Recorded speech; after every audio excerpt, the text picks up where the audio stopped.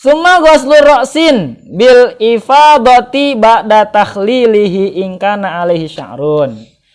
Kemudian membasuh kepala dengan meratakan air sesudah menyela-nyela, menyeka-nyeka bila kepalanya berambut.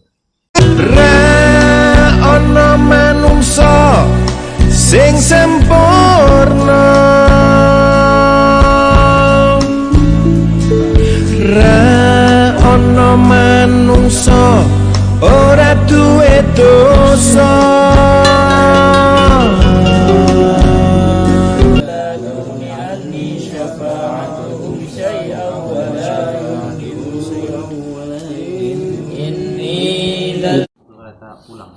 Bismillahirrahmanirrahim. Bismillahirrahmanirrahim. Assalamualaikum warahmatullahi wabarakatuh. Waalaikumsalam warahmatullahi wabarakatuh.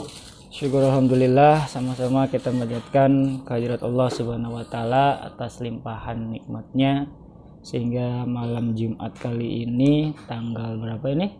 14 Oktober 2021 kita masih bisa diperkenankan, diberi kesempatan untuk istiqomah menjalankan salah satu rutinitas kita setiap malam Jumat, yakni tadi yasinan sudah, dan sekarang kita masuk ke sesi diskusi kajian fikih, masih membahas lanjutan bab sebelumnya tentang mandi wajib yang merupakan salah satu syarat untuk melaksanakan sholat ya. Jadi ini masih bagian daripada salah satu syarat sahnya sholat itu adalah bersih badan kita dari hadas dan najis ya. Kemudian kita awali dengan sama-sama membaca suratul Fatihah, bertawasul kepada Rasulullah SAW, sekaligus juga menghadiahi sahibul hadzal kitab, pengarang kitab ini, yaitu Syekh Zainuddin bin Abdul Aziz Al-Malibari. Semoga kitab yang beliau karang ini menjadi berkah buat kita semuanya dan bisa kita amalkan dalam keseharian. Amin ya rabbal alamin. Ila hadratin Nabi Mustafa Sayyidina Muhammadin sallallahu alaihi wasallam wa ala alihi wa azwajihi wa dzurriyyati wa li baitil kiram wa hadiyatan ila ruhi Syekh Zainuddin bin Abdul Aziz Al-Maribari Al-Fanani wa usulihim wa furu'ihim wa ahli silsilatihim syaulillahi lahumul Fatihah. A'udzu billahi minasyaitonir rajim. Bismillahirrahmanirrahim. Alhamdulillahi rabbil alamin arrahmanir rahim maliki yaumiddin. Iyyaka na'budu wa iyyaka nasta'in. Ihdinas siratal mustaqim. Siratal ladzina an'amta 'alaihim ghairil maghdubi 'alaihim waladdallin. Amin.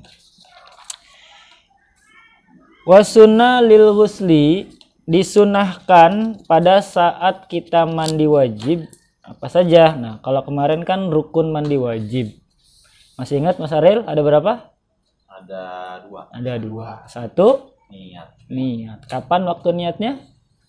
Pada saat pertama kali membasuh. Yang kedua rukunnya adalah membasahi atau meratakan air ke seluruh anggota badan atau anggota tubuh, mulai dari ujung rambut sampai ke ujung kaki, semuanya harus kena air. Itu dua rukun, itu dua saja rukunnya. Nah, sekarang kita bicara apa aja sunnahnya, karena dalam hal ibadah itu kan ada rukunnya sebagai pokok yang nggak bisa ditinggal. Artinya kalau ditinggal nggak sah tuh ibadahnya, termasuk mandi wajib dalam fikih itu ibadah. Kalau ditinggal salah satu rukun yang dua itu, maka mandi wajibnya nggak sah. Tapi kalau sunnah, walaupun ditinggalkan, mandi wajibnya tetap sah. Tapi nggak dapat tambahan pahala, nggak dapat tambahan atau poin plus tambahan pahala ketika kita melaksanakan mandi wajib tersebut. Nah, di sini kita akan bahas tentang sunnah-sunnahnya mandi wajib. Wa sunnah lil ghusli al wajibi wal mandubi tasmiyatu awalahu. Yang pertama itu adalah sunnah membaca bismillah. Yang pertama sebelum mandi wajib itu sunnahnya membaca bismillah. Tapi ini perlu diperhatikan, kalau kamar mandinya nyatu dengan toilet seperti di perumahan kita, itu baca bismillahnya cukup dalam hati. Ya. Kalau kamar mandinya dipisah, ada pembatas baik dinding maupun kaca ataupun tirai, itu boleh kita membaca bismillah di dalam kamar mandi. Ya. Nah, kapan sebaiknya? Nah, sebenarnya ketika kita masuk kamar mandi pun baca bismillah itu sudah mewakili. Nggak mesti ketika mau mengguyurkan air ke badan. Yang kedua, setelah membaca bismillah, wa izalatu qadharin tohirin. Yang kedua adalah membuang kotoran yang suci. Apa kotoran yang suci itu? Di sini kamaniyin, seperti mani atau sperma, itu kan dia nggak najis ya. Hukumnya dalam fikih dia suci. Tapi ketika kita mandi wajib, kita bersihin dulu tuh. Ya, sisa-sisanya mungkin masih ada nempel-nempelnya ya di bagian paha atau di bagian yang lain, itu kita bersihin dulu tuh. Walaupun hukumnya bukan najis tapi suci. Atau selain mani ada lagi wa mukhotin, kayak ingus. Nah, ingus itu enggak najis kalau ingusnya bersih, nggak ada darahnya. Beda kalau ingusnya campur darah, misalkan orang yang mimisan, itu najis karena darahnya tadi adalah najis. Nah, setelah baca bismillah, kita buang kotoran yang suci tadi, ya. Contohnya kayak mani dan ingus. Lalu kotoran yang najis dibuang juga enggak? Wa najasin, dan juga kotoran yang najis. Jadi simpulannya semua kotoran yang ada di badan kita, baik itu yang najis maupun yang tidak najis. Yang najis, contohnya seperti di sini kayak air pipis, mungkin sisa-sisa cipratan ya. Wa maziyin, dan juga mazi. Mazi itu apa sih? Jadi dalam yang keluar dari alat kelamin kita itu ada 3 cairan. Yang pertama air pipis, itu hukumnya najis. Yang kedua mani.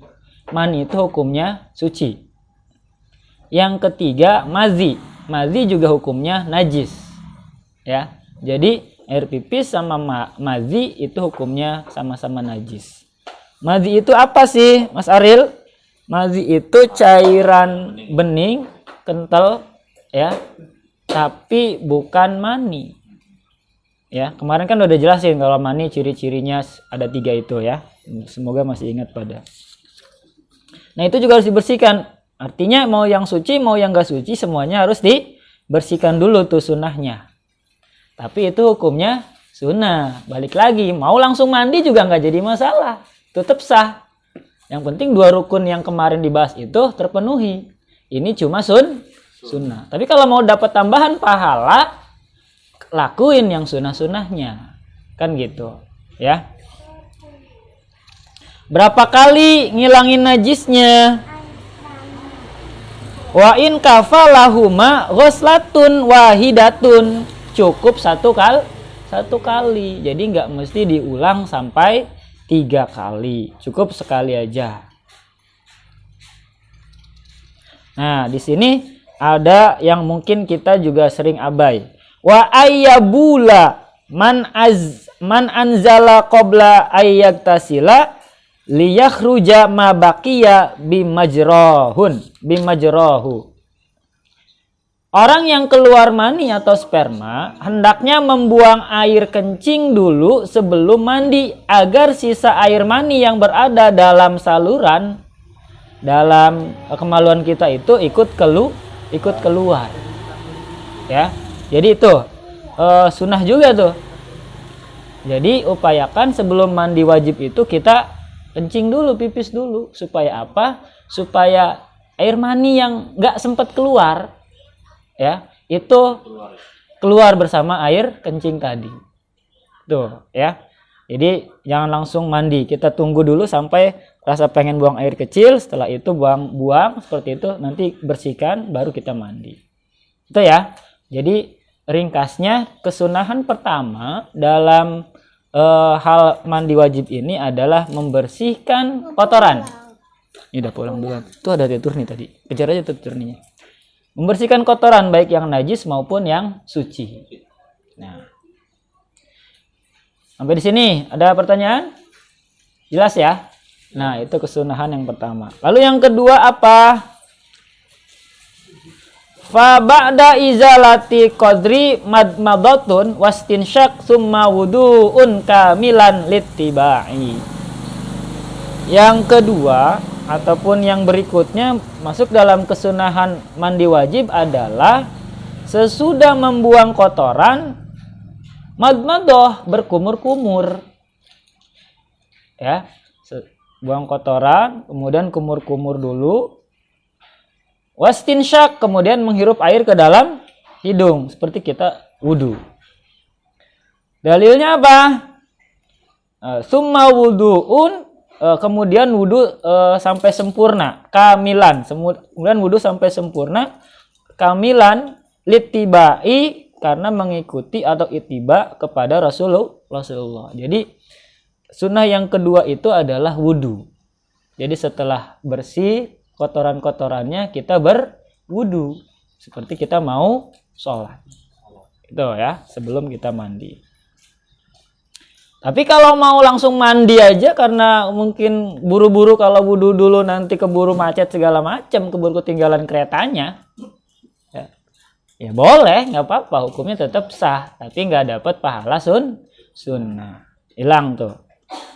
Ya, jadi di Islam itu yang hal-hal yang remeh itu juga bisa mengandung pahala. Contoh kayak potong rambut, potong kuku, potong kumis, potong jenggot, itu semua berpahala. Ya, dalam hal merapikan diri, berhias itu juga insya Allah berpahala dengan niat lillahi ta'ala. Lebih nyaman sholatnya, lebih nyaman ibadahnya kalau kita dalam kondisi toharoh atau bersih. Tuh, udah dua tuh. Yang pertama ngilangin najis, ngilangin kotoran. Yang kedua berwudu. Wa yusanu lahu istihsabuhu ilal faraghi. Disunahkan wudu jangan sampai batal hingga selesai mandi. Ilal faraghi. Jadi sunahnya kita kan wudu dulu tuh. Ketika wudu kan hadas kecilnya hilang, ya. Itu sunahnya jangan sampai batal. Salah satu pembatalan wudu kan apa? Memegang kemaluan. Jadi bisa nggak upayakan mandinya jangan sampai megang kemaluan maupun megang dubur. Wah, tapi kalau udah biasa susah ya kontrolnya. Si tangan tuh otomatis itu ya. Nah, boleh, kalau mau ribet nggak apa-apa. Ya, jadi sunnahnya itu di awal kita wudu. Nah, selama mandi jangan sampai batal tuh wudu. Gitu. Berarti terakhir aja udah. Kembali ke yang pertama, Pak. Harus dibersihin semua dulu. Baru ini lah. Iya, dibersihin semua dulu, wudu, itu kan udah bersih tuh. Iya. Nah, kita mandinya tanpa membatalkan wudu. Sedangkan salah satu pembatalan wudu dalam mazhab Syafi'iyah adalah memegang kemaluan baik belakang maupun depan. Kita mandi tanpa pegang itu kayaknya susah atau nggak biasa gitu ya. Coba dicoba tuh. Nggak abdol. Nggak afdol, kayak ada sesuatu yang kurang gitu ya.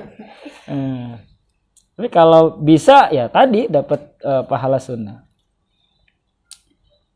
Oke, wa yusanu istishabuhu ilal faraghi. Gak usah dibayangin Mas Ariel.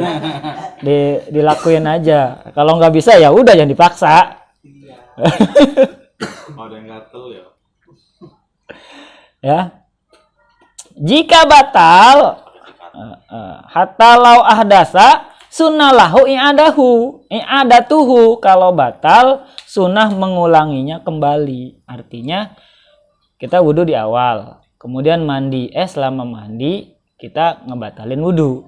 Maka selesai mandi sunnahnya wudu lagi tuh. Kalau kita mau sholat. Menurut siapa? Wa za'mul muhammili ikhtisasuhu bil ghuslil wajibi dhaifun. Menurut pendapat Imam Muhammili, sunnah wudhu itu khusus bagi mandi wajib adalah doif. Jadi ada yang mendoifkan, artinya nggak terlalu sunnah, itu ya. Tapi sebagian ulama menyunahkan.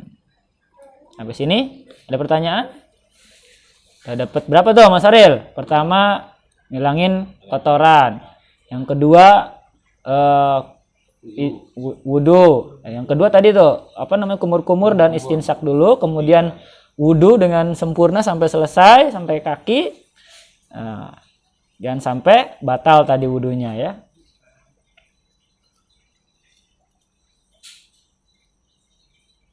Nah, ada lagi nih praktek yang nomor 3. Wal afdalu, yang lebih utama, ada mutakhiri ghusli qadamaihi, tidak mengakhirkan mencuci kedua telapak kaki anil ghusli sesudah mandi. Yang utama itu tidak mengakhirkan. Jadi ada dua versi nih. Menurut Imam hadis Bukhari, ya ada hadis di karangan Imam karya Imam Bukhari itu Sahih Bukhari itu ya. Itu di situ dijabarkan bahwa sunnahnya itu adalah mengakhirkan mencuci kaki. Jadi sebelum kita mandi, kita wudhu ya, kemudian mandi, tapi wudhunya itu jangan sampai kaki dulu. Kakinya kapan? Kakinya setelah mandi. Terakhir. Ya. Tapi sebagian lagi bilang lebih utama tidak mengakhirkan mencuci telapak kaki, tapi yang lebih utama kata mazhab Syafi'i di sini udah sempurnain aja wudhunya dulu baru mandi. Gitu. Ya. Jadi ada dua teknik nih cara mandinya. Terserah mau pakai yang mana. Kalau kita mah guyur-guyur aja udah ya.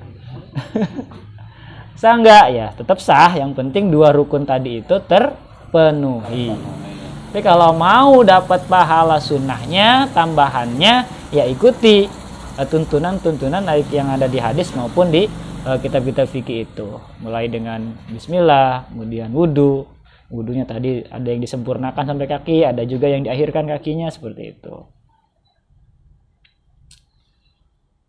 Kalau wudhunya lupa, ingat-ingat pas di pertengahan mandi.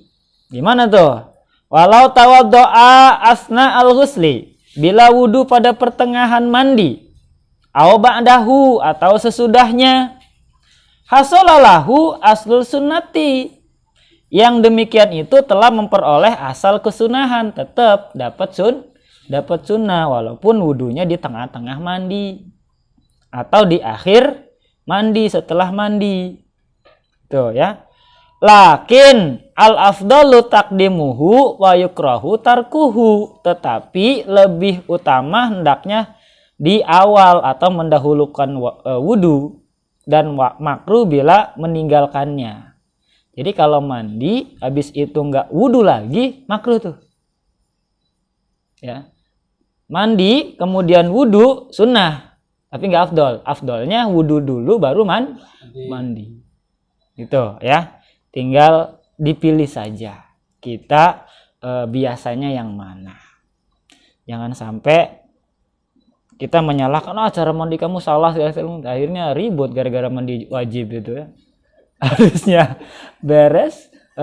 Ibadah yang lain ini ngurusin mandi wajib aja nggak selesai-selesai.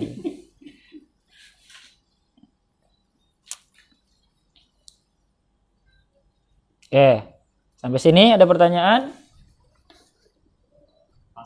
Pas. Lanjut apa? Cukup? Lanjut. Wayanwi bihi sunnatal ghusli, wudunya itu dilakukan dengan niat mandi sunnah. Jadi wudunya niatnya adalah ghuslu sunnah, bukan listibahatis sholah. In tajarrodat janabatuhu, kalau berhadas junub tanpa hadas kecil. Oke, jadi kalau kasusnya gini, Mas Aril punya wudu, tapi tiba-tiba keluar mani. Kondisinya kan nggak punya hadas kecil, tapi tiba-tiba punya hadas besar. Ya? Iya, nggak apa-apa. Itu punya kembar. Ya. Jadi, iya nanti ya. Abi lagi jelas ini dulu. Oke? Oke? Nanti tanya ke kembar. Tadi kita punya wudu dalam artian nggak punya hadas kecil, tapi punya hadas besar. Maka wudunya itu ketika mau mandi wajib itu adalah niatnya untuk mandi sunnah. Buyang kan? Tapi kalau punya hadas kecil, belum wudu tadinya, punya hadas besar, nah niatnya beda nih. Wa illan nawabihi raf al hadasil asgori, niat wudunya seperti kita wudu biasa, apa menghilangkan hadas kecil. Wa nahwihi atau seumpamanya yang lain. Jadi jarang ya orang punya wudu terus punya hadas besar gitu. Gimana tuh kasusnya? Jadi punya wudu tiba-tiba keluar mani mungkin, atau punya wudu tiba-tiba menggauli istri, tapi kan ketika menggauli istri kan sentuhan segala macam otomatis batal wudunya. Ya kan? Nah, lagi ngayal. Tahu tidur kali langsung. Atau enggak belum selesai. Ya. Kirain beres ya. Jadi dia kan masih punya wudu tuh, terus punya hadas besar. Nah, ketika wudu niatnya bukan lirofil hadasil asgori karena dia nggak punya hadas kecil gitu. Maka niat wudunya itu adalah ya niat mandi sunnah. Nawaitul ghusla sunatan lillahi ta'ala gitu aja. Nawaitul wudu agus sunatan lillahi ta'ala atau ligusli sunnah. Itu. Tapi kalau punya hadas kecil ya seperti biasa lirofil hadasil asgori pada niat wudunya. Nanti ketika mandinya tetap lirofil hadasil akbari. Itu ya. Aw nahwihi khurujan min khilafi mujibihil qaili bi'adamil indiraji.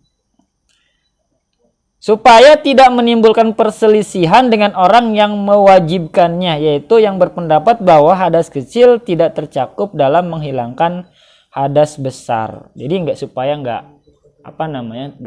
ribet gitu. Untuk membedakannya gampang. Itu ya. Walau ahdasa ba'dartifa'i janabati a'dha'il wudu'i, jika wudu batal sesudah hilang hadas junub dari semua anggota wudu, lazimuhul wudu'u murattaban bin niyati, tetap wajib wudu kembali secara tertib dengan niat.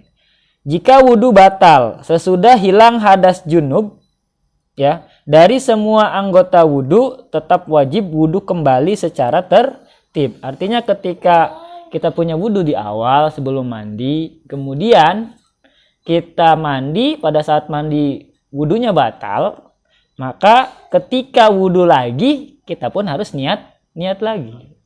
Gitu ya. Ini nanti di YouTube katanya ada yang komen ini. Bahas mandi wajib di samping ada anak kecil. Ya aneh. Palanya doang. Gak bisa diatur deh. Aduh. Wudu ma'atifa kal udhuni. Nah, sunnah membersihkan lipatan anggota wudu. Jadi pada saat mandi itu lipatan-lipatan yang anggota wudu mana? Telinga. Di sini kan banyak nih lipatannya nih. Ya, itu sunnah juga dibersihkan kita sela-sela. Ya. Pada saat mandi wajib. Ya. Kemudian selain telinga apalagi?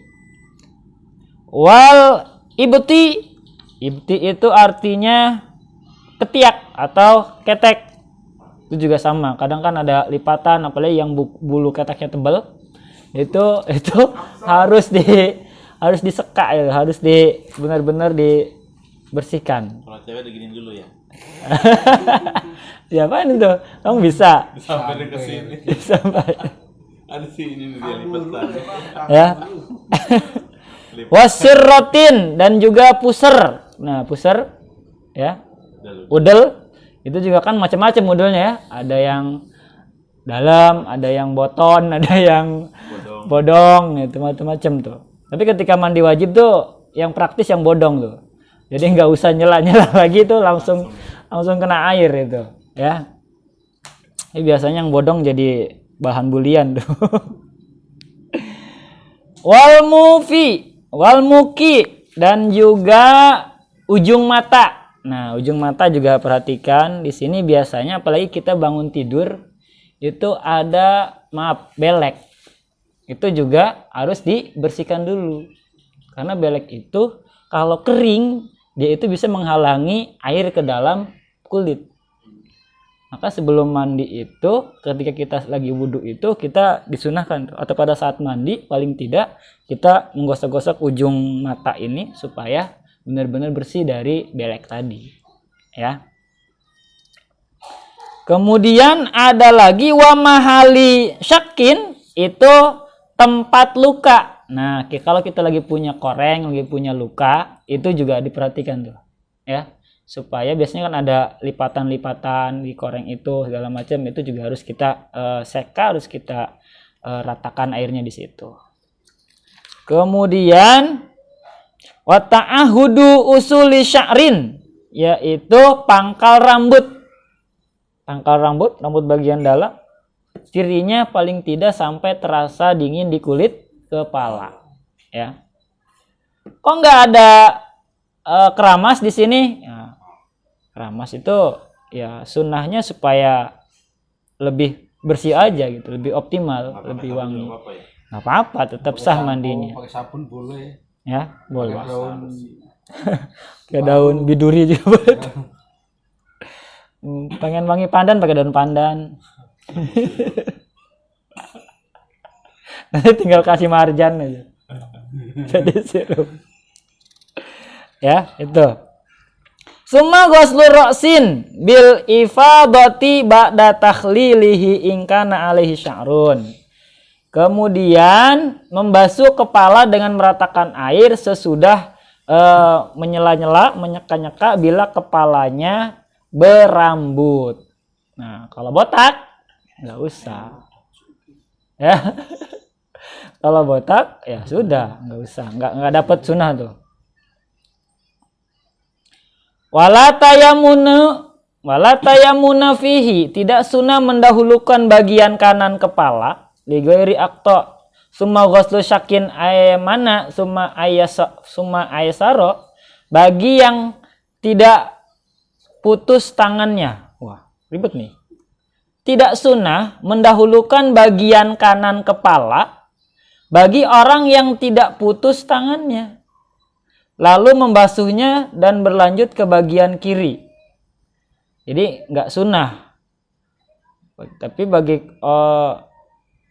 orang yang tangannya putus, maksudnya buntung tangannya, nggak punya tangan, ya, tidak sunnah mendahulukan bagian kanan wala tayamunu fihi li ghairi aqta summa ghuslu syakkin, kanan kepala bagian orang yang tidak putus tangannya, lalu membasuhnya dan berlanjut ke bagian kiri dan menggosok-gosok anggota badan yang terjangkau oleh tangannya supaya keluar dari pendapat orang yang mewajibkan demikian.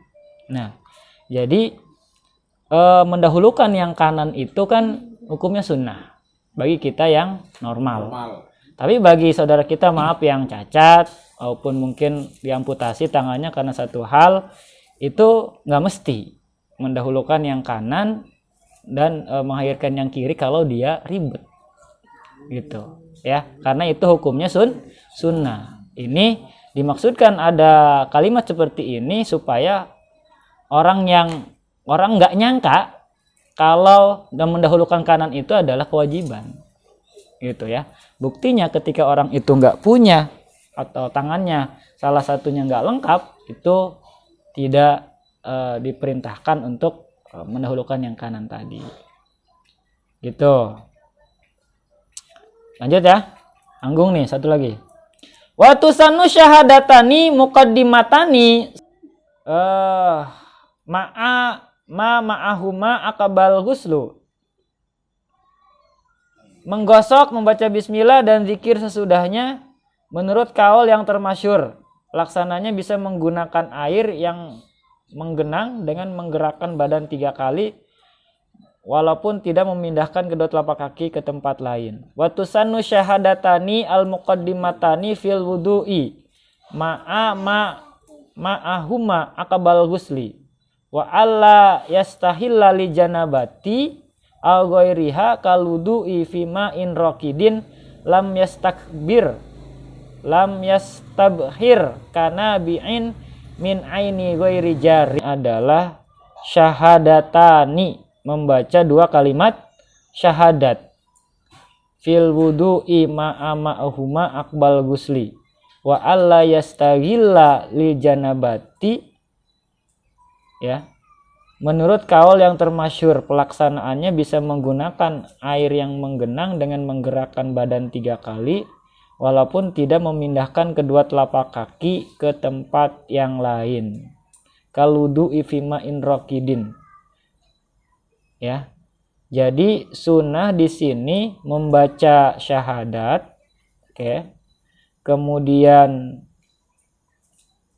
membaca bismillah wa zikru dan juga zikir akabahu yang sesudahnya wa yahsulu fi raqidin menurut kaul yang masyhur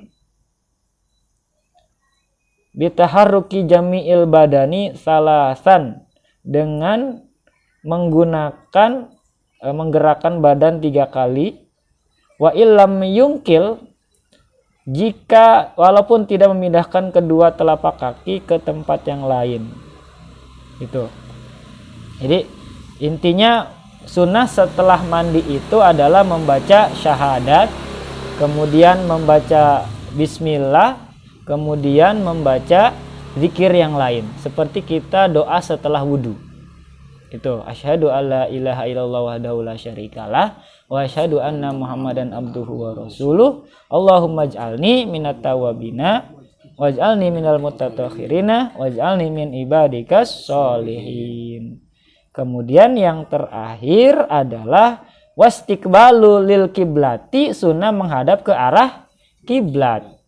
Mualatu, kemudian sunnah juga terus menerus, artinya mandinya tuh nggak pakai jeda. Habis cuci muka kita kemana dulu gitu, jadi harus mualat, harus terus menerus, jadi nggak pakai jeda, nggak habis cuci muka terus sarapan dulu baru dilanjutin gitu ya. Jadi harus mualat. Watarku takalum, dan juga meninggalkan pembicaraan yang tidak perlu. Jadi selama mandi itu kita dilarang atau kita dianjurkan untuk meninggalkan takallum bila hajat, ngomong yang tidak perlu banget. Ya jangan. Nah, di kita malah sambil nyanyi kan. Di situ salahnya juga. Wastansyifi bila uzrin, dan tidak menyeka badan tanpa nguzur. Ya, dan kita juga kalau ada badan yang misalkan uzur, baik itu karena luka atau sebagainya, kita juga di sini tidak menyeka badan tanpa uzur. Artinya kita boleh menyeka si luka itu kalau dia membutuhkan sekaan itu supaya air itu merata, gitu ya. Jadi luka itu kan kadang permukaannya nggak rata, ya, maka kita perlu seka, gitu. Cukup kayaknya ya. Di sini ada ditutup dengan sebuah hadis dari Rasulullah SAW, riwayat Imam Muslim, la yagtasil ahadukum fil ma'i raqidin wa huwa junubun. Tidak boleh salah seorang di antara kamu mandi dalam air yang menggenang padahal dia junub. Nah, ini juga ini nih perlu nih. Jadi mandi junub itu nggak boleh di air yang menggenang. Artinya airnya itu harus mengalir. Tapi kalau air yang menggenangnya banyak, misalkan di laut atau di kolam renang, gimana? Nah, di sini ada tambahan wayah sulufi rokidin, ya. Wayah sulufi rokidin bitaharruki jami'il badanit wa illam yunkil qadamahi ila maudhi'in akhar alal aujabi goiri jarin. Oh, berarti ketuker ininya tarjimnya. Ya, ketuker terjemahnya ini. Sunnah setelah mandi membaca 2 kalimat syahadat tadi itu. Ini harusnya di akhir. Kemudian serta doa yang menyertainya sebagaimana bacaan ketika selesai wudhu yang sudah diterangkan sebelumnya. Tidak boleh atau makruh mandi karena junub atau lainnya seperti wudhu dalam air yang menggenang. Tidak seperti air laut, misalnya air yang bersumber dari mata air yang tidak mengalir. Jadi kalau airnya itu banyak genangannya kayak air danau, air laut itu boleh. Kolam renang itu boleh. Itu ya. Wah, banyak tuh kalau dirangkum tuh. Coba Mas Ariel simpulin ada berapa tadi? Aduh, banyak tuh. Nah, coba kita runut. Tadi izalatul najis, menghilangkan kotoran atau najis. Ya, baik yang najis maupun yang suci, pokoknya kotoran bersihin. Yang kedua, berwudu, sempurnakan wudunya, ya.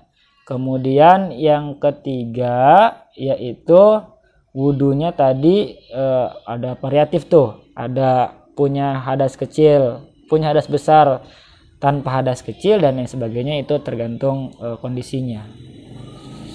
Kemudian sunnah juga tadi menggosok badan sebanyak 3 kali, ya, baca bismillah dan lain sebagainya. Kemudian di akhir juga kita disunahkan membaca syahadat, kemudian istiqbalul kiblat, mualat, tarkul kalam bila hajah dan lain sebagainya. Itu sunnah-sunnah dalam mandi wajib, ya. Mudah-mudahan bisa dipahami. Kita tutup. Wallahu a'lam bishawab. Semakal. Assalamualaikum warahmatullahi wabarakatuh. Waalaikumsalam warahmatullahi wabarakatuh. Ada berapa pasukan jamaah? Jamaahnya lagi kempes ini, tinggal sedikit. Jamaahnya yang satu lagi benerin mobil. Thomas Al-Jordi. Piknik ya? Atas lisul wasli jami. Shaitanirrajim. Bismillahirrahmanirrahim. Yasin wal Qur'anil Hakim. Innaka laminal mursalin ala siratim mustaqim. Tanzil azizir rahim. Litundira qauman ma undira aba'uhum fahum